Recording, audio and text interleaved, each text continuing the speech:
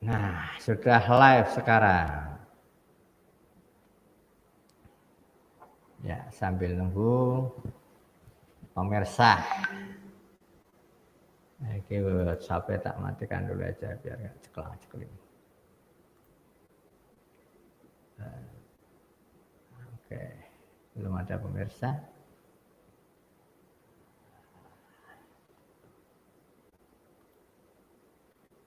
Kita tunggu sampai ada pemirsa baru kita sapa.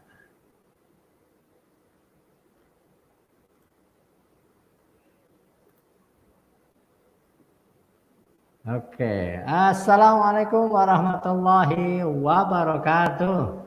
Alhamdulillah pemirsa, salatu wassalamu ala Rasulillah sallallahu alaihi wasallam wa ala alihi washabihi ajmain, amma ba'du. Kita bersua kembali di dalam majelis Wolu Songo. Majelis ini insyaallah kita mulai jam 8 atau jam 8 malam hingga jam 9 malam insyaallah. Nah, pemirsa, ayah bunda rahimakumullah, malam hari ini ya, jadwalnya tiap Jumat malam Sabtu adalah Ustadz Heru Abdul Razak LC. Beliau adalah salah satu dari tim mubalik pusat dari SHU Sekolah Haji Umrah Baitullah Bawen Kabupaten Semarang. Nah, temanya untuk Ustadz Heru ini kita akan membahas masalah fikih. Pada malam hari ini kita akan bahas fikih sholat Id. Nah, tentunya pemirsa kan akan melaksanakan ibadah sholat Id ya, insya Allah dalam waktu dekat ini. Nah, kita perlu tahu dong fikihnya bagaimana sehingga sholat kita lebih mantap kita dalam melaksanakannya. Karena kita paham fikih-fikihnya sehingga insya Allah itu akan lebih berpeluang untuk diterima di sisi Allah Subhanahu wa Ta'ala. Nah, tidak berpanjang kalam pemirsa, ini 2 menit lagi menginjak pukul 8 tepat waktu di laptop saya.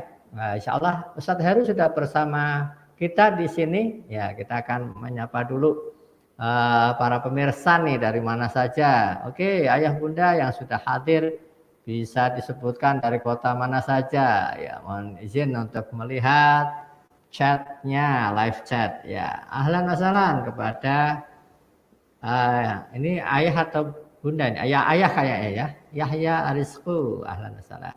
Boleh dong kirim-kirim atau tulis komennya di kolom komentar. Sembari minta feedbacknya apakah suara saya cukup jelas diterima di gadget Anda semua pemirsa. Ya, mudah-mudahan ya, insya Allah cukup jelas. Baik, ini Ustadz Heru sudah bersama kita malam hari ini. Kita akan sapa beliau dulu. Ya, ahlan wa sahlan Ustadz Heru. Ahlan bikum. Gimana nih kabarnya Ustadz Heru nih pada malam hari ini? Alhamdulillah baik. Alhamdulillah tetap semangat. Wih, warnanya ngejreng ini hijaunya ini mantap. Oh, terima kasih ayah bunda yang sudah memberikan feedback. Baik, ini kita tidak berpanjang kalam nih Ustadz Heru. Nah, kita akan langsung saja mulai. Fikih ibadah sholat Id ya. Fikih sholat Id. Kira-kira tentang apa saja nih Ustadz Heru? Bisa kasih bocorannya dulu, materi besarnya. Insya Allah tentang hukum syariat, waktu, tempat pelaksanaan, adabnya, kemudian bagaimana kalau nanti sholat Id bertepatan dengan hari Jumat. Oke, kayaknya ini sangat penting sekali ya pemirsa. Baiklah, pukul 8 tepat saatnya saya mengoverhandle panggung ini untuk Ustadz Heru semuanya. Dan pemirsa siapkan nanti pertanyaannya, boleh langsung tulis di kolom komentar ya. Nanti insya Allah akan kita bacakan. Mudah-mudahan 1 jam ke depan ini kita cukup untuk pemaparan materi setengah atau sampai 40 menit.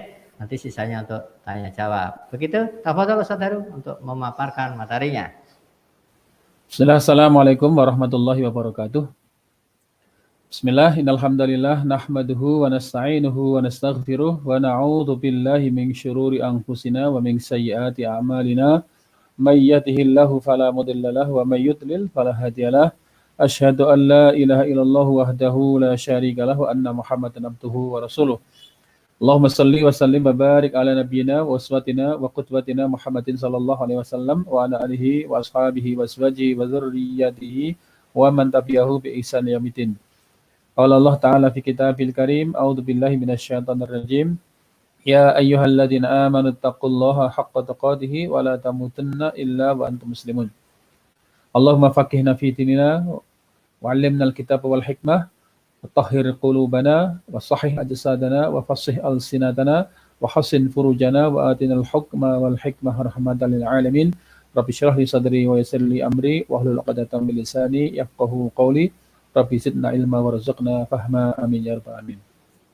Saudara sekalian yang dimuliakan Allah, alhamdulillah di kesempatan malam ini pertemuan yang kelima kita akan sampaikan satu tema yang akan kita lakukan terkait dengan syariat 10 hari pertama di bulan Dzulhijjah, yakni dipuncai dengan sholat Id yang kemudian dilanjutkan dengan korban. Yang insya Allah kemarin sudah kita sampaikan korban dan 10 hari, keutamaan 10 hari bulan Dzulhijjah. Di kesempatan malam ini kita akan menyampaikan satu tema, yaitu fikih tentang sholat Id.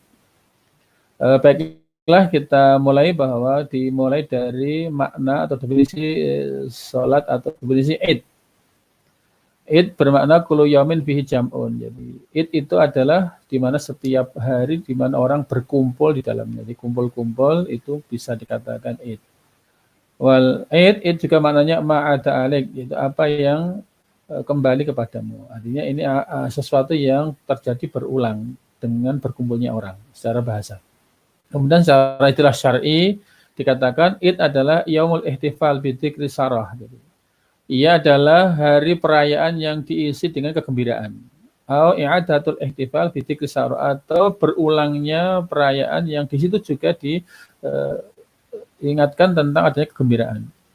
Wa haldul ini, ya, di antara salah satu Id itu adalah Yaumul Fitri wal akhar Yaumul Adha, yaitu satu di antaranya adalah Idul Fitri dan Idul Adha, di mana berulang setiap tahunnya dan situ berkumpul orang melakukan ibadah dan dengan suasana yang gembira. Kemudian secara umum bahwa penjelasan dari agama kita, kaum muslimin itu hanya memiliki 3 hari raya. Hari besar Islam itu sebetulnya hanya 3 saja.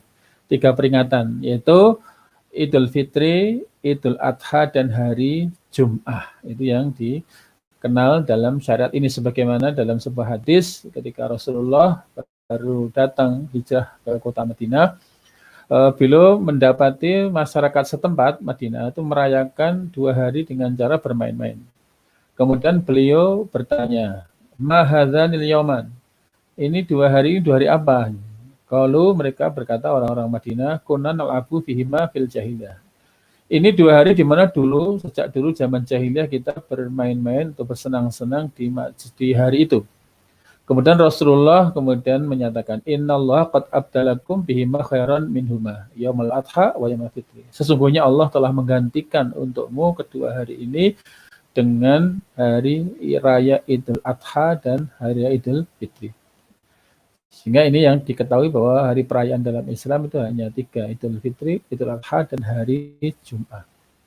Kemudian dalil pensyariatan sholat Id itu adalah sesuai dengan kitab Al-Quran, sunnah, dan ijma', konsensus para ulama.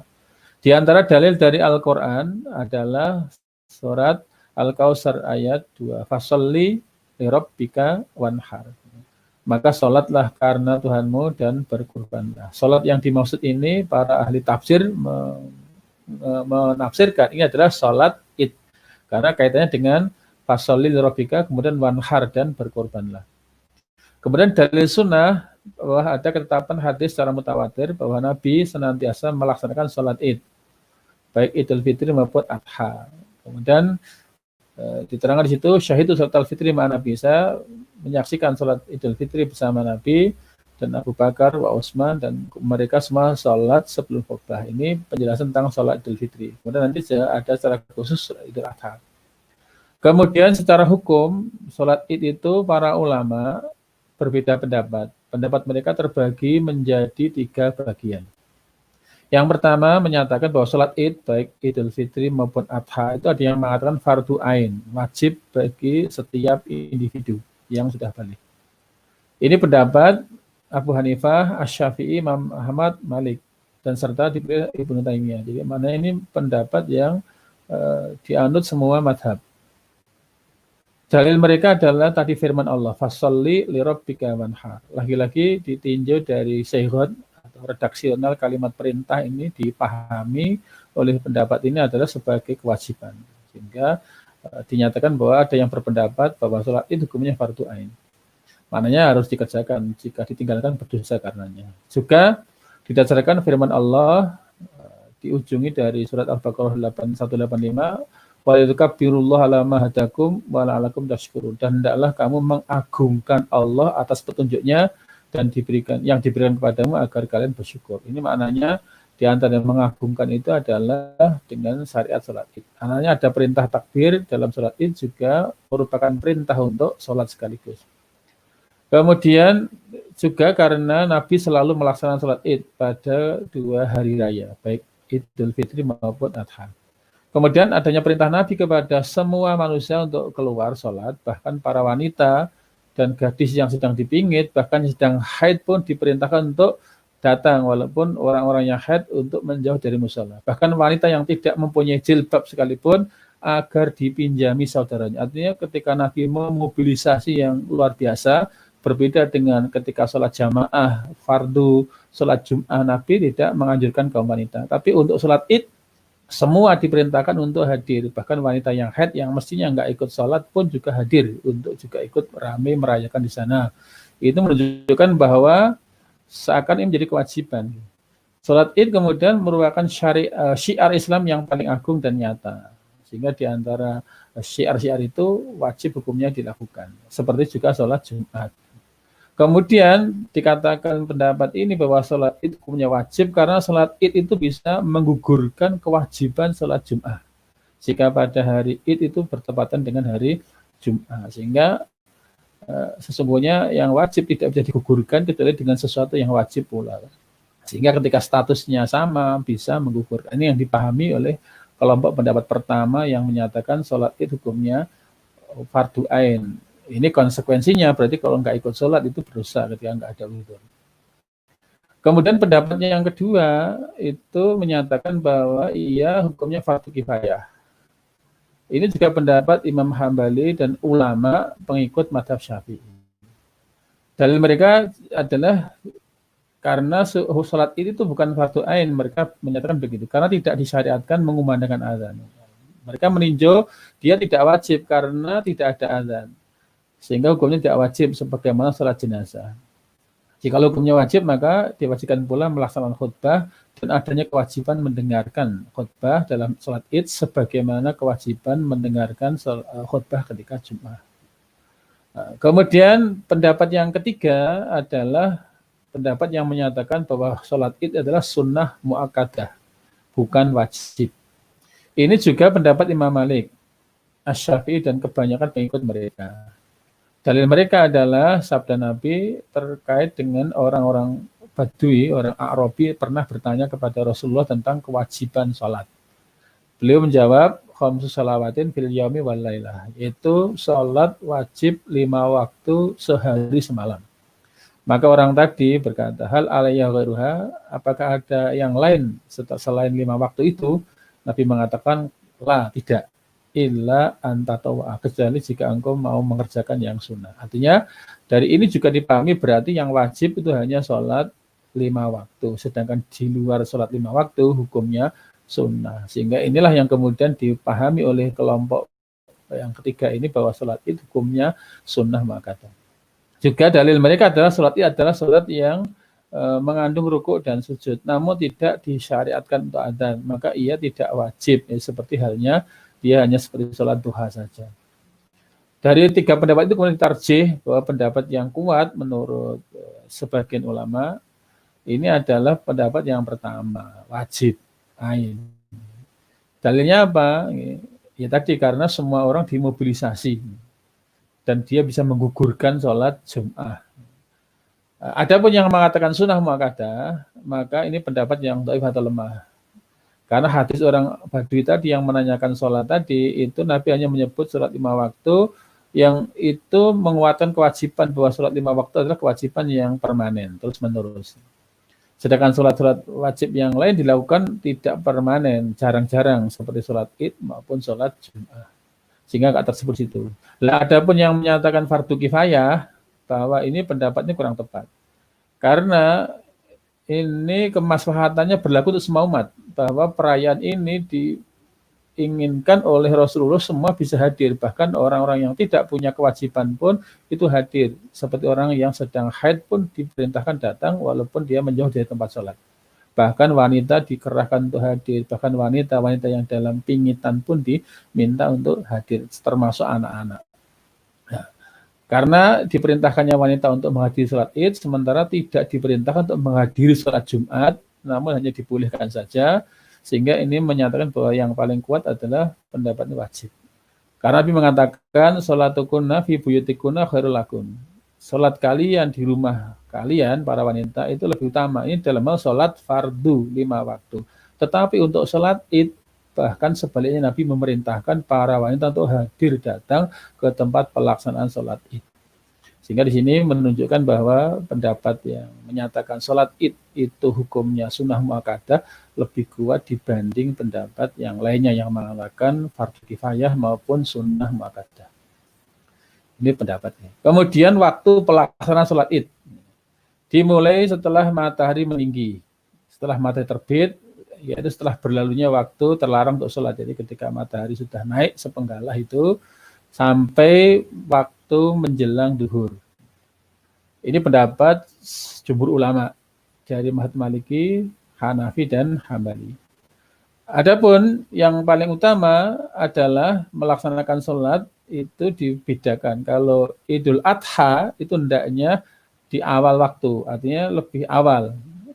Dengan maksud agar kaum muslimin itu bisa memanfaatkan waktu setelah sholat untuk segera menyembelih hewan kurbannya dan sarapan atau memakan dari hewan kurbannya. Jadi, kalau sholat Idul Adha hendaklah dimulai agak awal, agak gasih itu, agar nanti setelah selesai sholat segera bisa menyelenggarakan kurban dan nanti segera bisa memakan bagian dari hewan kurbannya itu sebagai sarapan paginya. Berbeda halnya dengan sholat Idul Fitri, maka disunahkan untuk agak mengakhirkan agar memberi kesempatan orang-orang yang belum zakat fitrah itu bisa menyelenggarakan zakat fitrah sebelum sholat Id. Dan untuk sholat Id, beda sunnahnya adalah sebelum berangkat disunahkan makan beberapa butir kurma atau yang lainnya. Sementara kalau sholat Id, berangkat tidak dengan makan, tapi makannya nanti setelah pulang dari hewan kurban yang disembelihnya. Kemudian dari hadis Abu Umair bin Anas dari sejumlah pamannya dari kalangan sahabat diterangkan bahwa ada pernah sekelompok orang datang menghadap kepada Rasulullah SAW. Mereka menyatakan telah melihat hilal hari kemarin. Kemudian Rasulullah memerintahkan orang-orang segera untuk berbuka dan ketika sudah besok pagi segera menyelenggarakan sholat di tempat sholat mereka. Artinya ini kabar berita tentang hilal itu lambat karena mungkin Rasulullah di tempat itu tidak melihat hilal, begitu ada rombongan orang yang datang dari bepergian melihat hilal sudah kemarin. Nah, sehingga hari itu diperintahkan segera membatalkan puasanya karena sudah lewat dan esok harinya diperintahkan untuk segera melakukan sholat Id di tanah lapang. Kemudian ini di antara tempat pelaksanaan sholat Id tadi disebut ada di tanah lapang, di lapangan atau di stadion atau di tempat yang luas.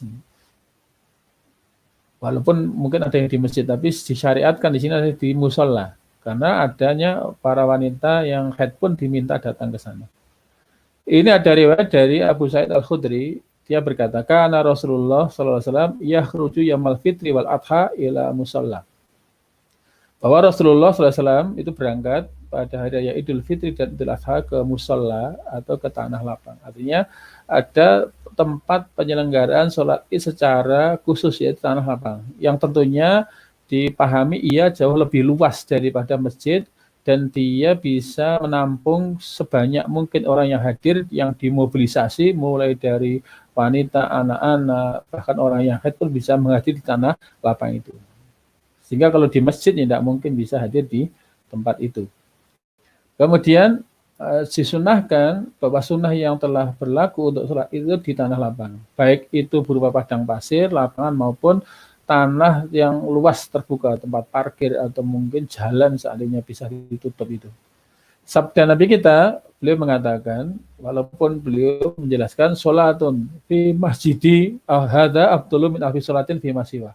Sholat di masjidku ini, kata Nabi, di Masjid Nabawi, itu lebih utama daripada 1000 sholat di tempat selainnya, kecuali Masjidil Haram. Namun demikian, ketika Nabi menyebutkan tentang keutamaan sholat di masjid beliau, tapi prakteknya untuk sholat id, beliau keluar dari masjid itu dan menuju tanah lapang. Hal ini menunjukkan bahwa keutamaan Masjid Nabawi itu kalah dibandingkan dengan tanah lapang terkait dengan tempat pelaksanaan sholat id, sehingga dipahami bahwa sholat di tanah lapang itu lebih utama daripada di masjid. Bahkan di antara keutamaan sholat jamaah itu ada kalimat yang mengatakan fa in shallaha fi falatin ta'dilu khamsina sholatan. Jika sholat itu dikerjakan di tanah lapang itu sebanding dengan 50 kali sholat.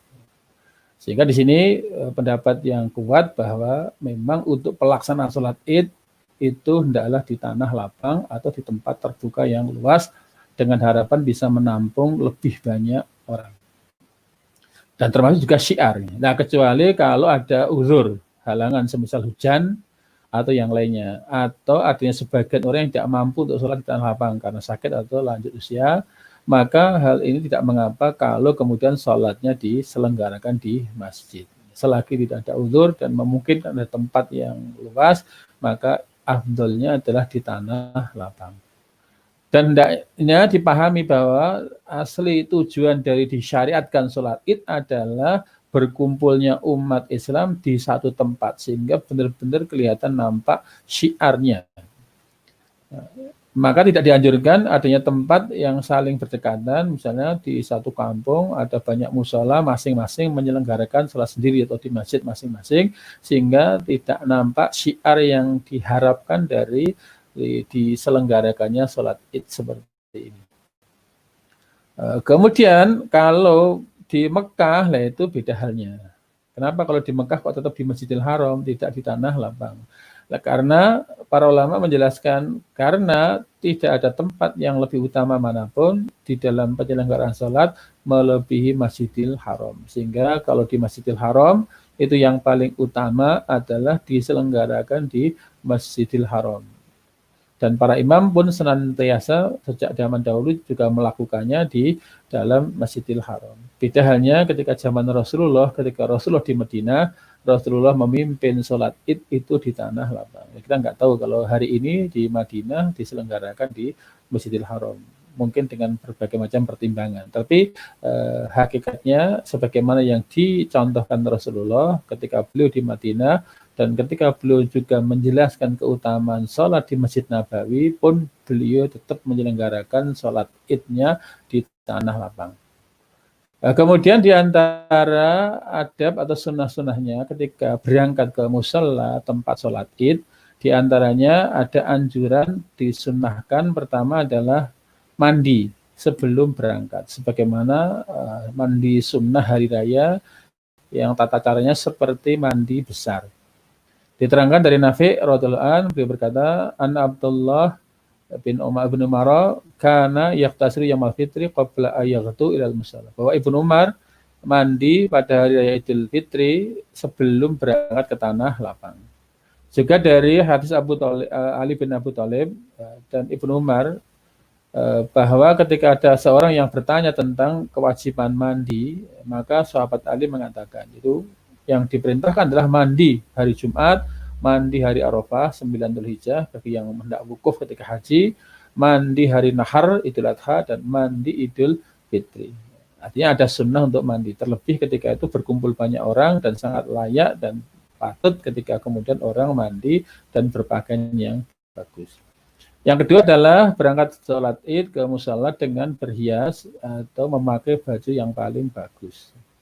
Ini juga suatu peristiwa yang biasa terjadi karena hari perayaan dan hari bersenang-senang memang layak untuk kemudian mengenakan baju yang terbaik. Dari Ibnu Umar diriwayatkan bahwa dulu pernah sahabat Umar itu mengambil jubah tebal yang dijual di pasar dan memberikan kepada Rasulullah. Dan beliau berkata, "Ya Rasulullah, ibta' hadhihi fatajamala biha lil Id walil wafdi." Wahai Rasulullah, mbok jenengan beli ini yang kau bisa pakai untuk hari raya dan bisa pakai untuk menemui para utusan atau tamu dari luar negeri. Kemudian kalau ini sholatnya Idul Fitri disunahkan makan sebelum kamu sholat. Sebaliknya kalau itu sholat Idul Adha maka makannya itu terus sepulang dari pelaksanaan sholat Id. Ini ada hadis dari Buraidah katakan karena Nabi Shallallahu Alaihi Wasallam la yahruju yaumil fitri hatta yat'ama. Bahwa Nabi itu biasa tidak keluar untuk sholat Idul Fitri sebelum makan. Kemudian walayat na'amu yaumul adha hatta yusalliya, dan pada hari Idul Adha beliau tidak makan sampai selesai dari melaksanakan sholat. Ini kebalikannya. Kalau Idul Fitri makan dulu sebelum berangkat, sebaliknya Idul Adha makannya setelah pulang dari sholat. Tentu ini yang bagi yang berkorban dengan harapan dia nanti bisa memakan hasil dari hewan korbannya sehingga dipastikan proses pelaksanaan korban cepat sehingga layak kalau kemudian itu dijadikan sebagai makan paginya. Jadi ini diantara syariatnya. Kemudian hikmah disyariatkan makan sebelum berangkat untuk sholat Idul Fitri maupun nanti pulang setelah Idul Adha adalah agar tidak ada anggapan bahwa hari itu orang puasa, karena hari itu hari yang diharamkan untuk puasa. Dan diakhirkannya makan di hari Idul Adha artinya berangkat sholat dulu kemudian makannya belakangan, itu agar yang korban itu bisa memakan hewan daging korbannya untuk sarapan paginya. Dan disyariatkannya makan pada hari raya agar tadi orang berkesempatan mengeluarkan sedekah sesuai dengan kedua hari tersebut. Jadi kalau hari Idul Fitri mengeluarkan zakat fitrah, Idul Adha bersedekah dengan korban itu. Kemudian sunnah lagi adalah ketika berangkat sholat Id adalah takbiran, mengumandangkan takbir ketika berangkat ke musola tempat sholat. Ini diriwayatkan dari Ibnu Umar dikatakan karena sallallahu alaihi wasallam yakhruj yaumul fitri fayukabbir hatta ya'tal musalla wa hatta yaqdiya shalah fa idza qada shalah qata takbir. Bahwa Nabi keluar sholat hari raya, kemudian beliau bertakbir sampai di lapangan dan sampai hendak dilaksanakan sholat. Dan ketika sholat dilaksanakan, maka beliau berhenti bertakbir. Artinya sepanjang jalan, sepanjang menunggu sebelum dimulai sholat Id, maka disyariatkan membaca takbir. Dan disyariatkan setiap orang itu untuk mengeraskan suara takbir ketika berangkat sholat Id sesuai dengan kesepakatan 4 mazhab. Jadi masing-masing orang yang berangkat itu bertakbir. Dan sebagian ulama mengatakan bahwa mengumandangkan takbir itu secara jamaah satu suara itu tidak disyariatkan. Maknanya takbir sendiri-sendiri, tidak seperti dikomando dengan kor. Kemudian lafaz takbir itu ada banyak, namun yang populer adalah sebagaimana riwayat dari Ibnu Mas'ud bahwa lafaz takbir yang sampai hari ini kita abadikan adalah Allahu Akbar, Allahu Akbar, Allahu Akbar, la ilaha illallah, Allahu Akbar, walillahil hamd. Adapun ada riwayat yang lain dengan kalimat takbir yang berbeda, baik Ibnu Abbas maupun ada takbir yang diriwayatkan dari Salman Al-Farisi dengan kalimat yang berbeda. Namun yang paling populer dan yang dicontohkan Nabi adalah sebagaimana yang lazim kita praktekkan sampai hari ini. Namun demikian itu masih ada yang menambah-nambah, misalnya di tengah-tengah takbir ada kalimat lain, misalnya Allahu Akbar kabir alhamdulillah katsir dan terusnya, atau membaca penggalan ayat yang itu sesungguhnya tidak pernah dicontohkan. Walaupun ada yang kemudian mempraktekannya. Apalagi lafaz takbir zaman Rasulullah itu ya hanya itu aja. Sekarang kemudian malah ditambahi, bahkan kurang ramai dikasih musik, itu yang jauh dari esensi dari takbir itu sendiri. Apalagi ketika takbiran malah ada konser. Itu justru malah seakan menodai kesucian malam Id yang mestinya bertakbir mengagungkan asma Allah, tapi justru malah menghadirkan lahwun, jadi main-main atau sesuatu yang sia-sia, bahkan berpotensi jatuh kepada kemaksiatan. Kemudian di antara adab atau etika untuk sholat id adalah keluarnya para wanita dan anak-anak. Ini menunjukkan betapa sholat id adalah momentum syiar yang luar biasa, hingga para wanita yang mestinya untuk sholat fardu saja diperintahkan di rumah, untuk Jumatan saja tidak hadir, tetapi untuk sholat id malah diperintahkan keluar.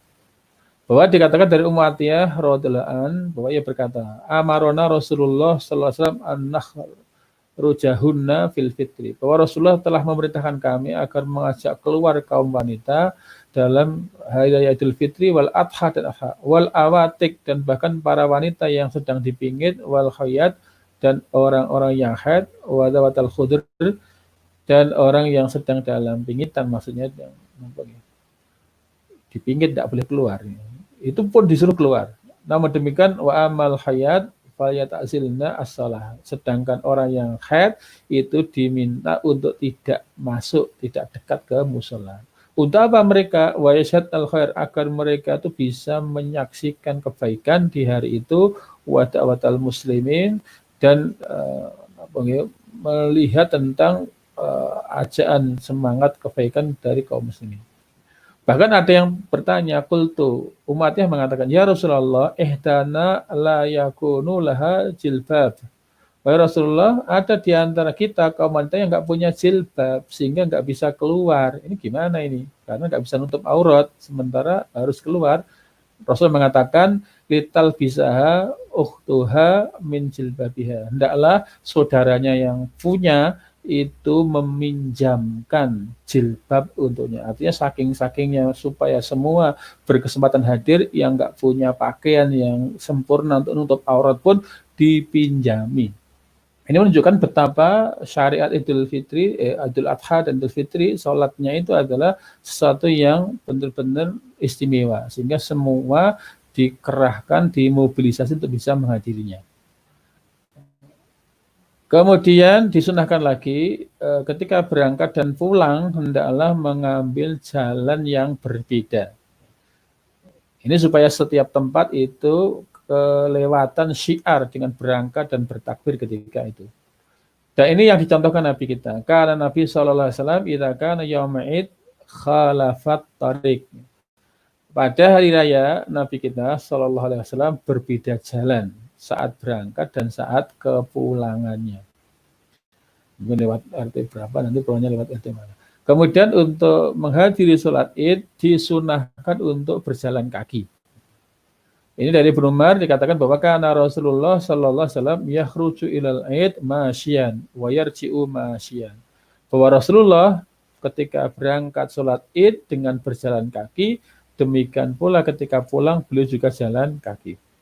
Ada lagi riwayat dari Ali bin Abi Thalib, beliau mengatakan minas sunnati an takhruja ilal id masyian. Termasuk sunnah adalah engkau berangkat sholat id dengan berjalan kaki. Nah, kecuali kalau tempat pelaksanaan sholat itu jauh, misalnya di lapangan atau stadion itu, ketika ternyata tempat tinggal dengan mushola tempat sholat itu jauh, maka tidaklah mengapa kemudian orang itu menaiki kendaraannya. Kemudian dalam praktek sholat id itu tidak ada sholat sunnah, baik qobliyah maupun ba'diyah. Walaupun kadang kita menjumpai ketika orang sudah hadir di tempat sholat, sementara sholat belum dimulai, ada sebagian yang mengerjakan sholat. Nah ini ketika mungkin ditanya itu bingung, ini sholat apa?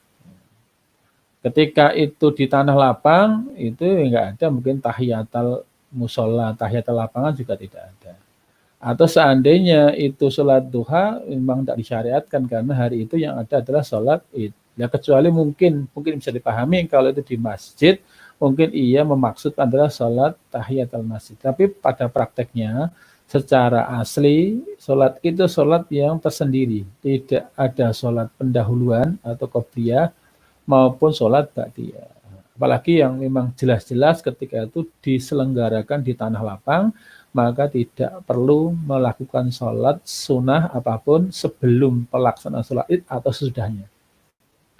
Nah, ini juga dinyatakan dari hadis Abu Sa'id Al-Khudri bahwa beliau berkata, Karena Rasulullah sallallahu alaihi wasallam yakhruju yaumal fitri wal adha ilal musalla fa awwalu syai'in yabda'u bihi as-shalah.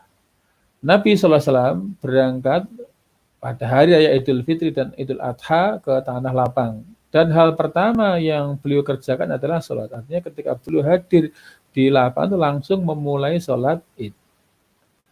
Kemudian dari Ibnu Abbas pun juga dikatakan anna Rasulullah sallallahu alaihi wasallam kharaja yaumal adha au fitrin fa shalla rak'atain wa lam yusalli qablaha wala ba'daha. Ini sangat jelas nih bahwa Rasulullah ketika keluar untuk sholat Idul Adha atau Idul Fitri belum mengerjakan sholat Id 2 rakaat. Namun beliau tidak mengerjakan sholat sebelum maupun sesudah sholat Id, sehingga itu jelas ya ketika sholat Id ya hanya sholat Id saja, tidak ada sholat sebelumnya ataupun sholat sesudahnya. Kemudian Ibnu Arabi menjelaskan secara terperinci. Apabila ada sholat sunnah di lapangan, pasti akan disebutkan. Dan prakteknya Nabi tidak melakukan, apalagi sahabat menjelaskan tentang ada sholat sunnah di tanah lapang. Sehingga nanti namanya jadi bingung. Sholat tahiyatul lapangan itu kan enggak pas. Kemudian beliau juga mengatakan, dan barang siapa yang melakukannya, sholat sunnah di tanah lapang sebelum sholat Id, ia berpendapat bahwa itu adalah waktu yang diperbolehkan mengerjakan sholat secara mutlak, karena mungkin bisa dipahami bahwa ini adalah waktu yang boleh sholat mutlak karena matahari telah naik sepenggalan. Dan barang siapa yang meninggalkannya, artinya tidak mengerjakan sholat sunnah apapun sebelum sholat Id, berpendapat bahwa Nabi SAW tidak melakukannya. Karena dia mengikuti apa yang dikerjakan Nabi. Dan barang siapa yang mengikuti Nabi dengan tidak sholat sunnah apapun dalam sholat Id, maka dia telah mendapatkan petunjuk. Kemudian dalam praktek sholat Id itu tidak ada azan maupun iqamah. Bisa langsung saja mengerjakan sholat. Beda dengan sholat yang lain, misalnya sholat fardu, sholat Jum'ah itu ada azan dan iqamah. Hanya ketika sholat Id tidak ada azan maupun iqamah.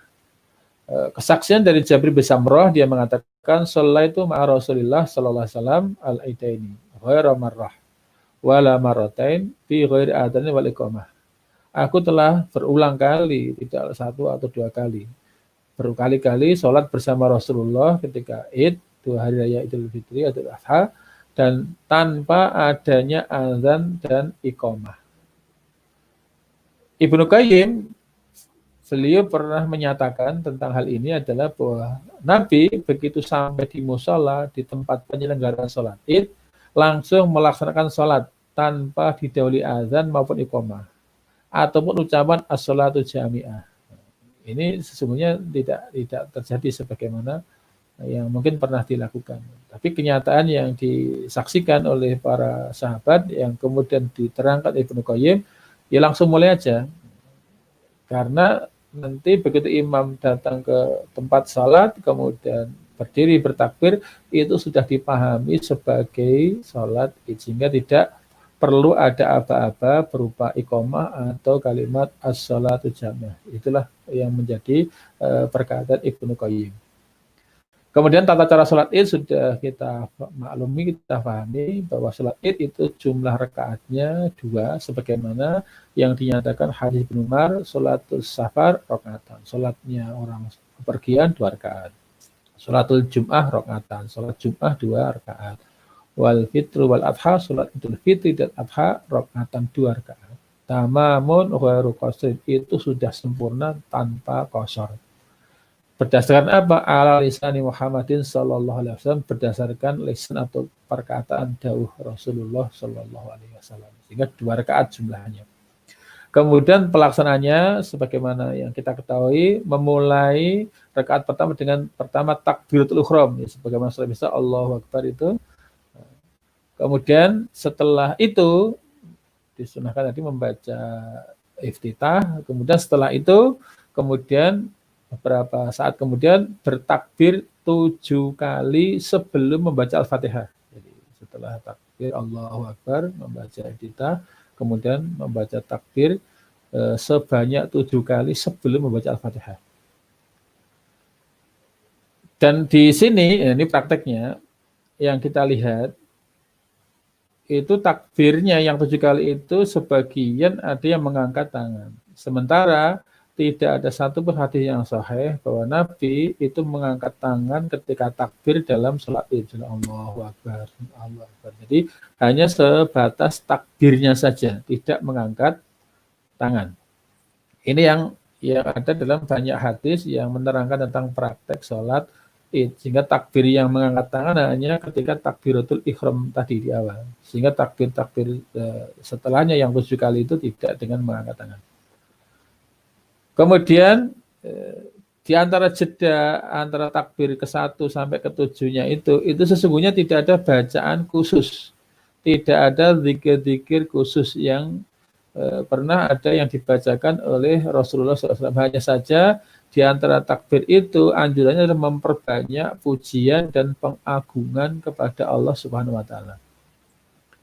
Namun demikian, Ibnu Taimiyah pernah mengatakan sebagian para salaf, generasi sahabat, tabi'in, tabi'in, di antara mereka pada tiap takbir jeda antara takbir ke-1, kedua, ketiga, ke-7 itu ada yang mengucapkan subhanallah walhamdulillah wala ilaha illallah wallahu akbar Allahumma gfirli warhamni. Ada yang mengucapkan itu di antara jeda takbir ke-1, kedua. Hanya saja mungkin yang di sini belum umum itu tidak mengangkat tangan ketika takbir setelah takbiratul ihram tadi. Kemudian setelah membaca takbir 7 kali, kemudian membaca Al-Fatihah. Setelah itu pilihannya yang pernah dicontohkan Nabi kita, setelah itu membaca surat Qaf pada rakaat pertama dan surat Al-Qamar, Iqtarabis Sa'ah itu pada rakaat yang kedua. Itu yang pernah dicontohkan Nabi. Kalau tidak itu boleh dengan yang lainnya. Karena memang ada prakteknya, karena yaqra'u fihima biqaf wal Qur'anil Majid wa iqtarabis sa'ah wa syaqal qamar. Nabi sallallahu alaihi wasallam itu biasa membaca surat Qaf dan surat Al-Qamar ketika sholat Id.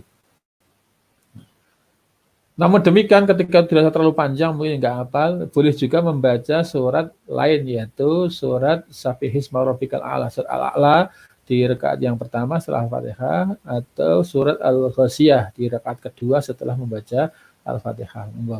Ini contohnya. Namun demikian ketika itu pun tidak mampu monggo terserah membaca Al-Kahfi dan Al-Ikhlas monggo. Karena memang juga ada contoh dari Nabi karena Rasulullah sallallahu alaihi wasallam yaqra'u fil idaini wa fil jum'ah bi Sabbihisma rabbikal a'la wal hal ataka hadil ghasyiyah. Rasulullah itu biasa membaca dalam sholat Id maupun sholat Jum'ah yaitu surat Sabbihisma rabbikal a'la dan surat hal ataka hadisul ghasyiyah. Kemudian setelah itu melakukan rukun-rukun sholat sebagaimana biasanya. Ruku, i'tidal, sujud, duduk, sujud, kemudian berdiri lagi.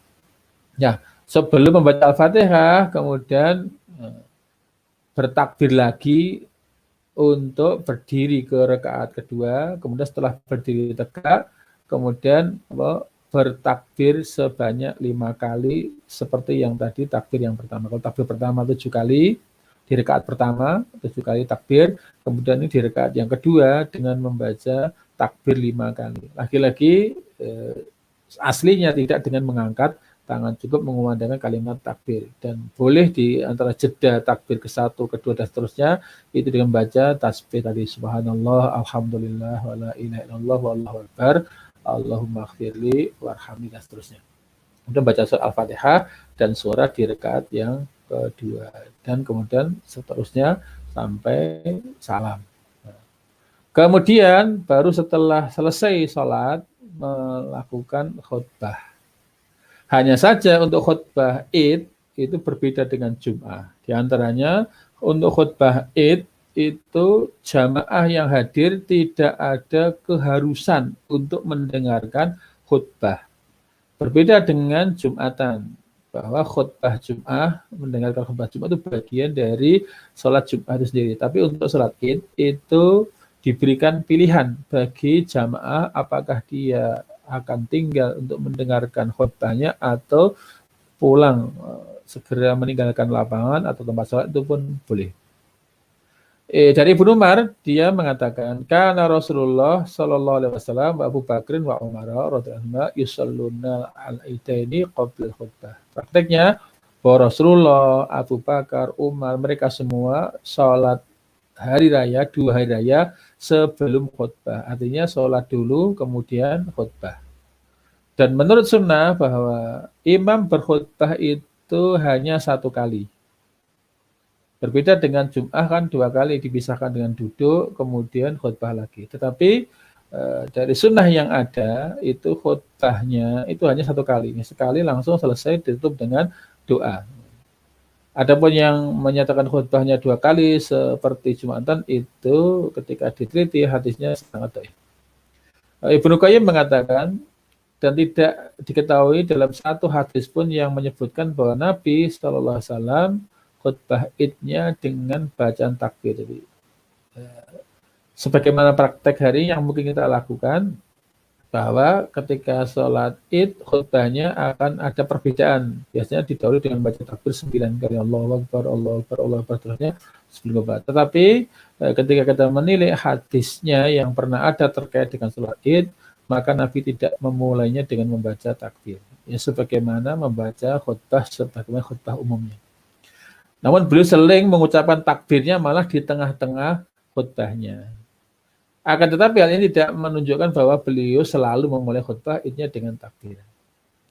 Kemudian ini, ketika penyelenggaraan sholat Id-nya di tanah lapang, maka imam berdiri di tanah, bukan di mimbar. Berbeda ketika di dalam masjid. Jadi kalau pelaksanaan sholat Id di tanah lapang tidak perlu repot, tidak repot menyediakan mimbar. Karena memang prakteknya ketika sholat Id di tanah lapang tidak butuh mimbar, ya langsung berdiri di tanah saja. Sedangkan yang duduk di mimbar itu adalah ketika pelaksanaannya di dalam masjid.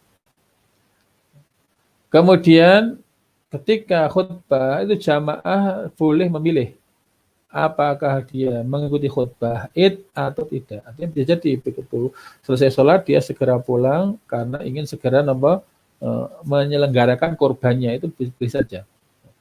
Maka ada riwayat dari Abdullah bin As-Su'aib, ia berkata bahwa ia pernah menghadiri sholat Id bersama Rasulullah Sallallahu Alaihi Wasallam. Tatkala beliau selesai menunaikan sholat, maka beliau bersabda, artinya sebelum beliau berkhutbah, seakan beliau kasih pengumuman, Inna nakhtubu, faman ahabba ayajlisa lil khutbah fal yajlis, waman ahabba ayadhaba fal yadhab.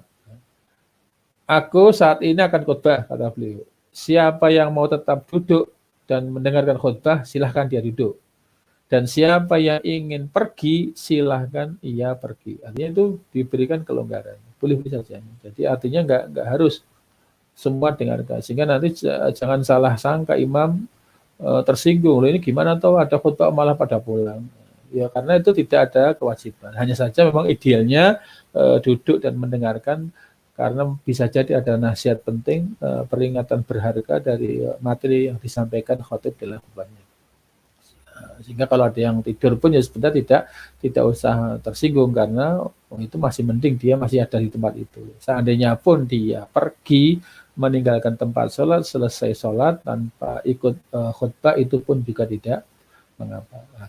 Kemudian, nah ini insya Allah besok itu sholat Idul Adha-nya bertepatan dengan hari Jumat. Ini bagaimana bila hari Id jatuh pada hari Jumat, apalagi ada korban yang bisa jadi dimungkinkan pelaksanaan korban belum selesai ketika tiba pelaksanaan sholat Jumat.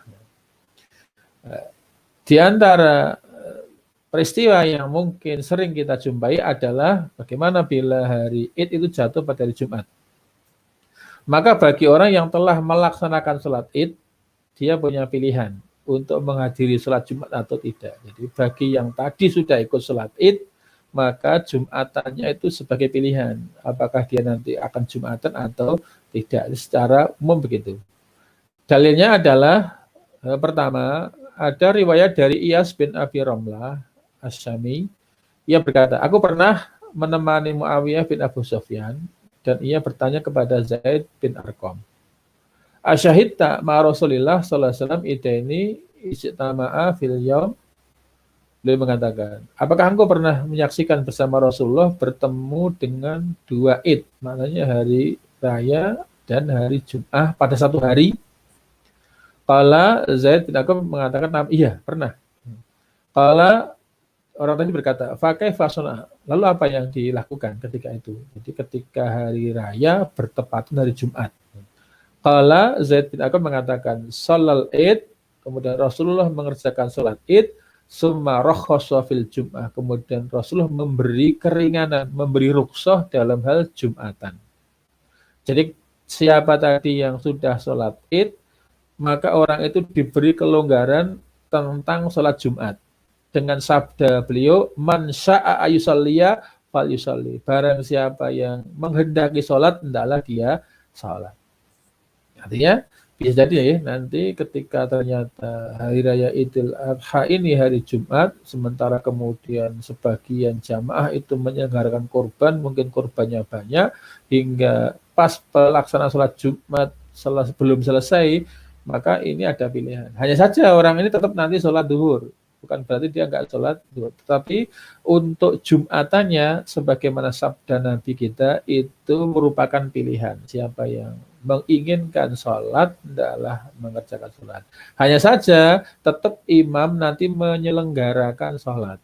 Untuk memfasilitasi, barangkali tadi ada yang tidak sholat Id, maka dia kewajiban Jumatan. Atau juga memfasilitasi barang siapa yang tadi sudah sholat Id tapi ingin sholat Jumat, maka dia masih bisa melaksanakan. Jadi walaupun Nabi memberi keringanan, memberikan rukhsah, tapi imam diperintahkan tetap menyelenggarakan sholat Jumat.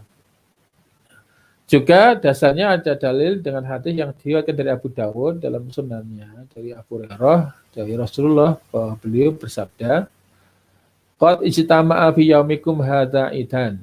Telah berkumpul pada hari kalian dua hari raya. Maknanya hari raya dan Jumat. Faman sya'a ajza'ahu minal Jum'ah. Barang siapa yang menginginkan, maka sholat Idnya tadi sudah mencukupi dari Jumatan. Artinya barang siapa yang tadi sholat Id, maka itu sudah mencukupi untuk Jumatannya. Artinya barang siapa yang menginginkan, maka tidak Jumatan itu boleh kalau tadi sudah sholat Id. Nah, beliau mengatakan, wa inna mujami'un. Dan sungguh kita memadukan, artinya menyelenggarakan dua Id. Tapi Nabi sendiri itu mengerjakan Jumatan juga. Tadinya sudah memimpin sholat Id, tapi beliau tetap menyelenggarakan Jumatan. Barangkali ada yang memang menghendaki sholat Jumat. Kemudian dalil-dalil tersebut tadi juga menunjukkan bahwa rukhsah, keringanan tersebut untuk sholat Jumat itu bagi barang siapa yang telah menunaikan sholat Id pada hari tersebut. Kalau dia tidak menunaikan sholat Id, berarti nggak ada rukhsah untuk Jumatan. Sekaligus juga diketahui bahwa tidak berlaku rukhsah bagi imam. Sebaliknya bagi imam itu tidak ada keringanan. Walaupun imamnya mempersilahkan yang mau sholat Jumatan monggo, yang tidak ya nggak apa-apa. Tetapi imamnya sendiri itu tetap menyelenggarakan. Karena tadi bisa jadi ada orang yang karena mungkin dia mudik di perjalanan belum sampai pulang sehingga nggak ikut sholat Id, maka dia punya kewajiban sholat Jum'ah. Sehingga ada yang memfasilitasi karena ada penyelenggaraan sholat Jumat. Sedangkan juga bagi yang tadi sudah sholat Id tapi berkeinginan untuk melaksanakan Jumatan pun juga terfasilitasi. Karena ada sabda Nabi kita, inna mujami'un, sesungguhnya kami memadukan dua Id. Artinya melaksanakan sholat Id, ya melaksanakan sholat Jumat. Kemudian dari An-Nu'man bin Bashir, radhiyallahu anhu, ia berkata, anna Nabi sallallahu alaihi wasallam kana yaqra'u fi sholatil Jum'ah wal Id bisa bihisma wal ghasiyah wa rubbama ijtama'a fi yaumin faqara bihima fihima. Dikatakan bahwa Nabi dulu biasa membaca pada sholat Jum'ah dan sholat Id Sabbihisma rabbikal a'la dan al-ghasiyah. Terkadang dua Id tersebut bertemu dan bertepatan dalam satu hari, maknanya pas hari raya, pas hari Jumat. Maka beliau pun juga membaca dua surat dalam dua sholat tadi. Artinya pagi tadi sholat Id bacaannya ya begitu, ketika siangnya sholat Jumat ya bacaannya itu pun pernah dilakukan oleh Nabi. Artinya di satu peristiwa itu berarti menunjukkan Nabi melaksanakan sholat Id pun juga melaksanakan sholat Jumat. Karena tadi ada kesaksian tadi ketika dulu Nabi Jumat sholat Id membaca Sabihisma dan Al-Ghasyiyah.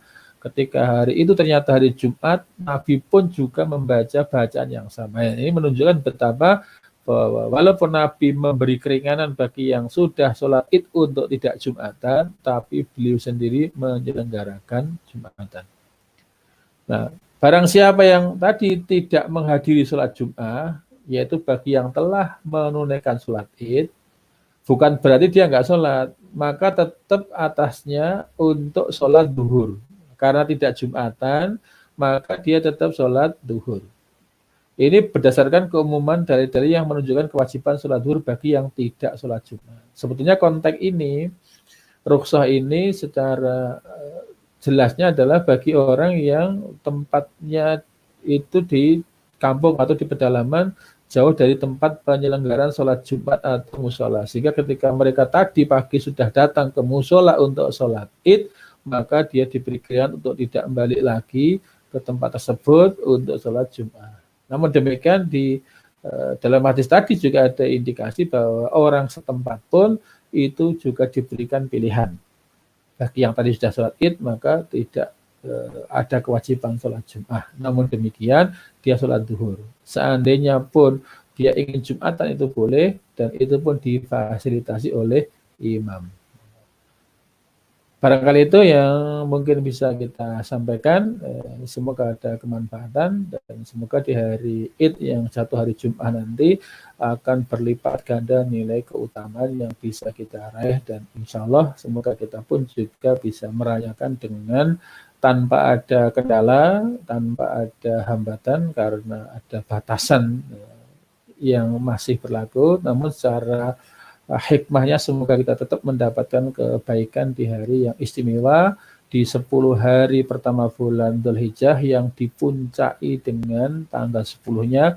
Semoga seluruh kebaikan yang sudah kita lakukan sejak tanggal 1 hingga nanti tanggal 10 benar-benar sebentuk amalan yang paling dicintai oleh Allah Subhanahu wa taala melebihi amal-amal yang dikerjakan di hari selainnya. Dan tidak terlupakan semoga di hari Id ini kita diberi karunia Allah untuk bisa menyelenggarakan syariat agung terkait dengan momentum istimewa itu adalah menunaikan kurban. Barangkali itu semoga ada manfaat. Aku qouli hadza astaghfirullahaladzim innahul ghafurur rahim. Wassalamualaikum warahmatullahi wabarakatuh. Waalaikumsalam warahmatullahi wabarakatuh. Ya, untuk pemirsa dan semuanya saja yang ingin bertanya silakan untuk menuliskannya di kolom komentar ya. Ya, sembari menunggu yang lain untuk menuliskan pertanyaan, ini ada satu pertanyaan yang masuk nih Ustaz. Di daerah kami itu ada biasanya pelaksanaannya bekerja sama dengan supermarket. Nah, supermarket swalayan besar. Di situ kan identik dengan tempat dalam tanda kutip tempat maksiat ya, ada tempat berjual beli yang kemungkinan terjadi penipuan atau dosa-dosa. Nah, itu bagaimana tuh hukumnya jika pelaksanaannya di sebuah swalayan besar gitu. Mohon penjelasan Ustaz. Secara umum terkait dengan hadis tentang penyelenggaraan sholat apapun itu dikatakan kullu ardi masjidun illal hamam wal maqbarah. Semua tempat di permukaan bumi itu hakikatnya adalah masjid, tempat yang boleh digunakan untuk sholat kecuali kamar mandi dan kuburan. Nabi hanya membatasi itu. Sehingga walaupun di tempat yang mungkin identik maksiat barangkali, justru dengan diselenggarakan sholat itu akan memiliki nilai keutamaan. Sebagaimana kita pahami di tanah lapang itu ya sangat terjadi kemungkinan yang beragam, bisa di situ dipakai dangdutan kah, dipakai untuk apa itu. Hanya saja yang dimaksudkan adalah tersedianya area yang luas dengan maksud agar syariat Id yang itu mengerahkan banyak orang itu bisa terfasilitasi dan ketika diselenggarakan di tempat umum yang terbuka itu pun juga bagian dari menampakkan syiar-syiar Allah terkait dengan momen hari raya ini. Barangkali itu. Baik, nah ini ada lagi masuk dari Pak Puspeno bin Soekarno ini, Ustaz. Assalamualaikum warahmatullahi wabarakatuh. Ustaz, dalil sahih tentang puasa sunnah 9 hari atau 2 hari, yaitu tanggal 8 dan 9, atau 1 hari tanggal 9 Zulhijjah, mana yang afdal? Syukran. Okay. Sebagaimana yang kita terangkan di pertemuan yang sebelum ini, bahwa Rasulullah Shallallahu Alaihi Wasallam itu biasa puasa 9 hari di bulan Dzulhijjah. Artinya 9 hari bulan Dzulhijjah itu berarti tanggal 1 sampai tanggal 9 yang beliau biasa mengerjakan puasa itu. Artinya ini sebagaimana yang menjadi kebiasaan Rasulullah SAW, sebagaimana kesaksian para istri beliau. Misalnya dari Hafsah, istri Nabi mengatakan, "Kana la yata'u siyam yauma asyura wal ashr wa salasa ayyam min kulli syahr." Rasulullah tidak pernah meninggalkan puasa Asyura, puasa di 10 hari pertama bulan Dzulhijjah dan di 3 hari setiap bulan. Artinya bagi yang mampu dan menginginkan itu boleh mengerjakan puasa itu tanggal 1 sampai tanggal 9. Tapi bagi yang mungkin tidak mampu, maka jangan terlewatkan di tanggal 9-nya. Artinya ketika orang tadi memilih puasa beberapa hari sesuai yang dia inginkan di bulan Dzulhijjah, itu pun juga termasuk amal soleh. Karena di awal terkait dengan keutamaan 10 hari pertama Dzulhijjah itu dikatakan tidak ada amal apapun yang lebih dicintai oleh Allah melebihi amal yang dikerjakan di 10 hari ini. Sehingga termasuk puasa berapapun jumlah hari yang dia sanggupi itu termasuk amal baik yang nilainya itu jauh lebih utama dibanding amal apapun di luar hari itu. Karena ia amal yang paling dicintai oleh Allah, bahkan melebihi jihad fisabilillah. Sehingga ini menjadi pilihan. Sehingga walaupun kemudian ada yang menyatakan di antara 9 hari itu yang paling istimewa adalah hari tanggal 9-nya hari Arafah. Karena Nabi mengatakan, "Shaumu yaum Arafah ahtasibu ala Allah." Puasa hari Arafah aku berharap pada Allah ayaghfira dzunub asanatal madiyah wa qabliyah. Jadi saya berharap dengan puasa tanggal 9 hari Arafah itu agar Allah mengampuni dosa 1 tahun yang lalu dan yang akan datang. Artinya monggo ini sebagai pilihan. Atau mungkin orang menambahkan di hari tarwiyahnya, hari tanggal 8. Monggo. Jadi jumlahnya itu tidak ditetapkan, hanya saja kebiasaan Nabi kita itu biasa melakukan puasa 9 hari di bulan Dzulhijjah, maknanya tanggal 1 sampai tanggal 9-nya. Nah, bagi panjenengan atau siapapun yang menghendaki monggo dilakukan, tapi bagi yang tidak berkesempatan untuk menunaikan semuanya, boleh menunaikan beberapa hari manapun yang dia sanggupi. Barangkali itu, Pak. Oke, berarti afdolnya ya dirayah dari tanggal 1 itu ya.